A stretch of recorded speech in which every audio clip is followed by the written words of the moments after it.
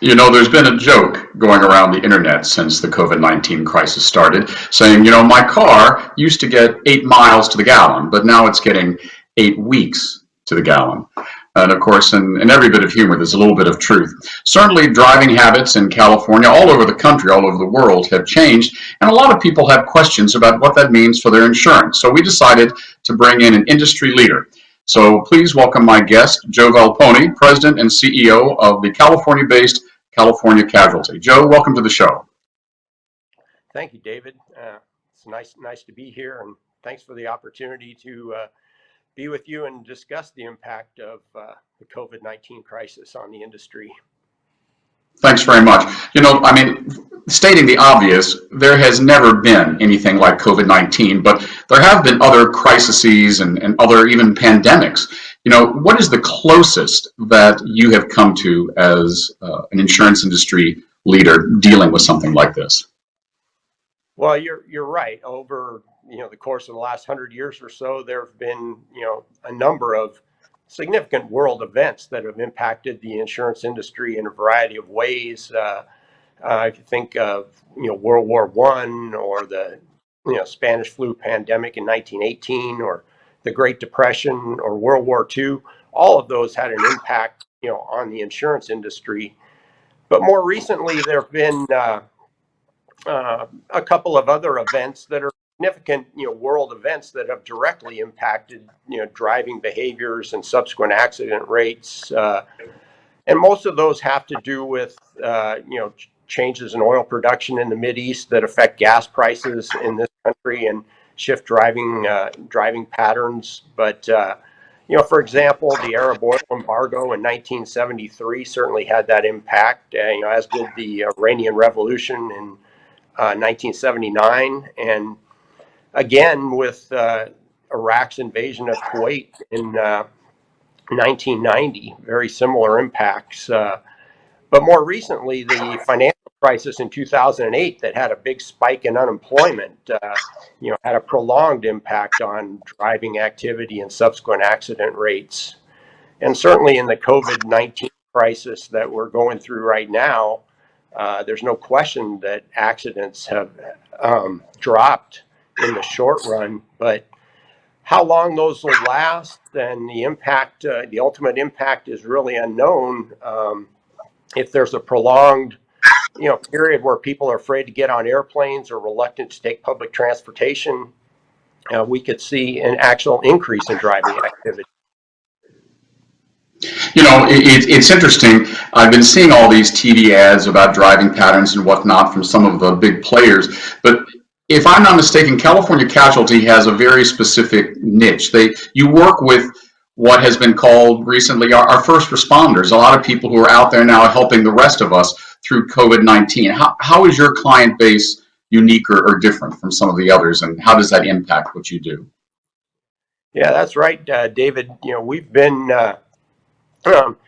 insuring our customers, for over 100 years prior to World War I, and our customer base is largely made up of the first responders that you're talking about: firefighters, police officers, highway patrol officers, nurses, doctors, paramedics, and educators.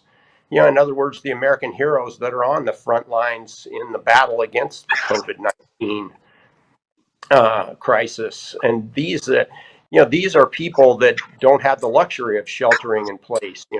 They're driving to work every single day to provide the essential services, that all of our communities rely on.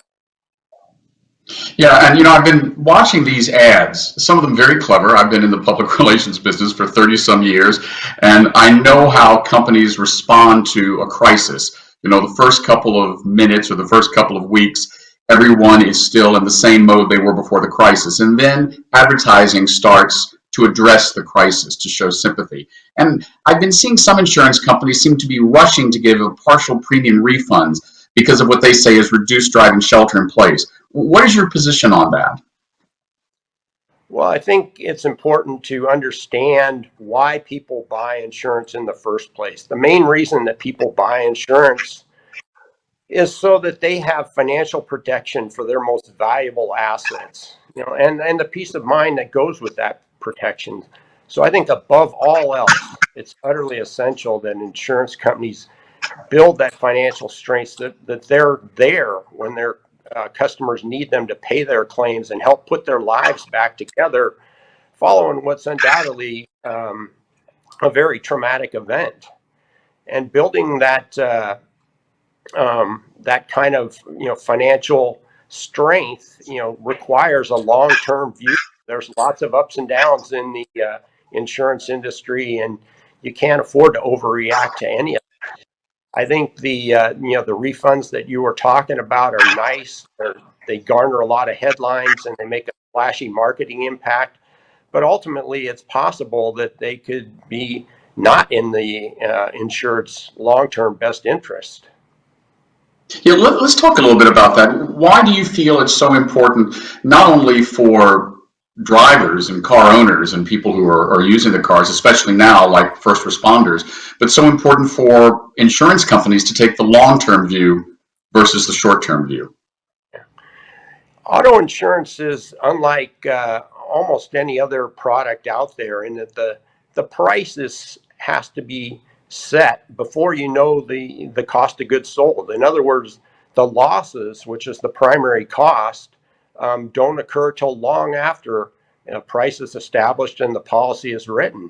So that price that's charged is based on an estimate of the number of accidents that are going to occur in a given period and the average cost uh, of each of those accidents, and it's based on historical data.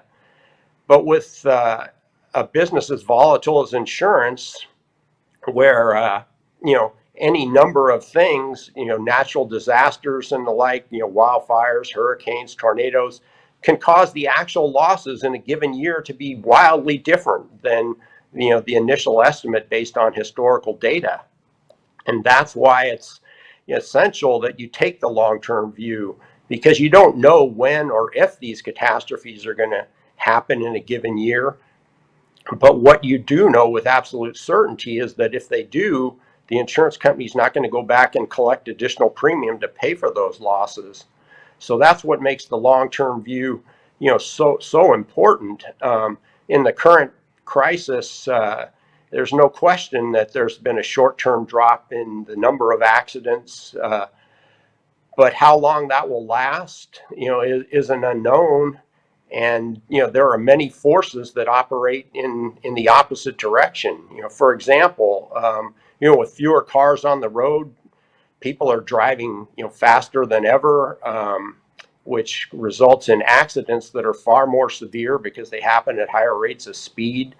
Medical costs are going to continue to grow and possibly grow at an accelerated rate when all the people that have recurring medical conditions that weren't getting treatment during this period when everyone was focused on the coronavirus are going to be competing for scarce medical resources with people that are injured in automobile accidents. And of course, law firms are going through a tough time right now, and they're going to be looking to raise their prices to recoup what they've lost during this period. A lot of the factories that make auto replacement parts have been retooled to make ventilators and masks during this period. So the ultimate cost and availability of auto parts is an unknown. Rental car companies are going to have to sterilize each individual car before they send it back out on the road, which will add cost to the system. And then finally, with forestry not being considered an essential business, no one's clearing the dead trees and dried brush like they normally would, which could result in a very catastrophic fire season, later in the year. So I think it's absolutely critical for insurance companies to take the long-term view of building that financial strength. While given these, refunds in the short run can have, a big marketing impact and, garner a lot of headlines, it makes no sense to me to, give a refund today, a small refund, and turn around 6 months from now and raise a person's prices if it ultimately turns out that the impact of this crisis didn't change driving habits in the long run. That's really interesting. I hadn't thought you just said that the COVID-19 virus, because of driving patterns, could have an impact on forest fires. It's just the ripple effects of this are really quite amazing. I have just time for one more question. There's some people that have been talking about 12-month policies versus 6-month policies, and you just made the point that a company that does a 6-month policy can raise your rate after 6 months. There's so much information out there, and people, including me, are trying to make decisions about what is best for us. What advice would you give to the California driver calling their insurance company now for advice? Any closing thoughts on that?